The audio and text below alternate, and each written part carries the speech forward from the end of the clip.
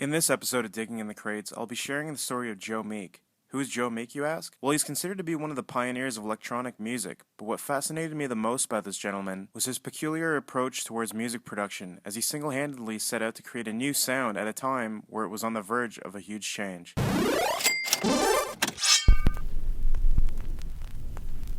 Born in Newent, UK in 1929, Joe Meek spent much of his youth building circuit boards, radios, and other electronical components in his parents' garden shed. Typical kid, right? When it was time for Meek to seek a career, he would eventually become an audio engineer for various programs on Radio Luxembourg.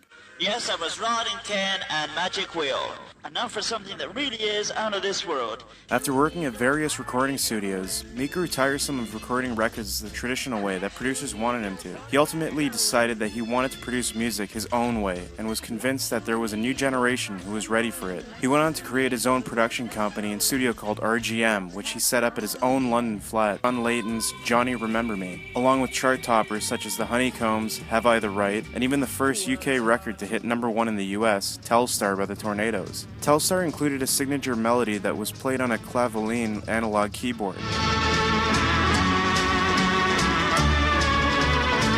This is arguably considered to be an early form of electronic music. This particular record was inspired by Meek's obsession with the ever-growing idea of space travel. In fact, he would record a solo record titled I Hear a New World that was based on the sounds of what he imagined outer space sounded like.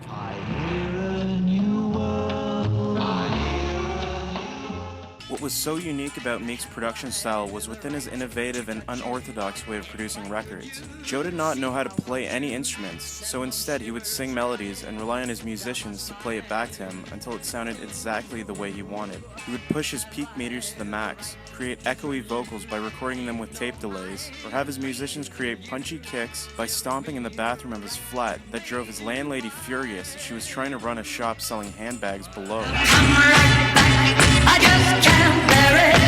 I got some love and I want to share it. It should also be noted that Meek had a very odd obsession with communicating with the dead, where he would use his tape recorder in cemeteries to capture voices from beyond the grave, even going as far as claiming that the deceased Buddy Holly had co-written one of his songs.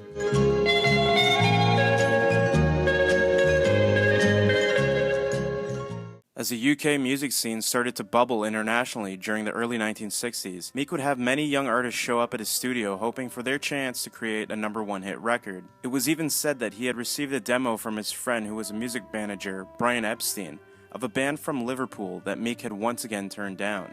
That band, of course, was the Beatles. Joe's means of perfection, along with the struggle of hiding his sexual identity, was putting a huge strain on him mentally. At the time in the UK, homosexual acts were illegal and considered immoral by law. Joe had been caught with another man in a public bathroom. Once the press got a hold of this information, he started receiving threats and was even blackmailed. By the mid-1960s, the music scene had dramatically changed, and Joe refused to get with the times. His record sales started dropping significantly. He was depressed and started using drugs that caused him severe paranoia. He even believed that other big-name producers at the time, such as Phil Spector, were deliberately stealing his signature production sound.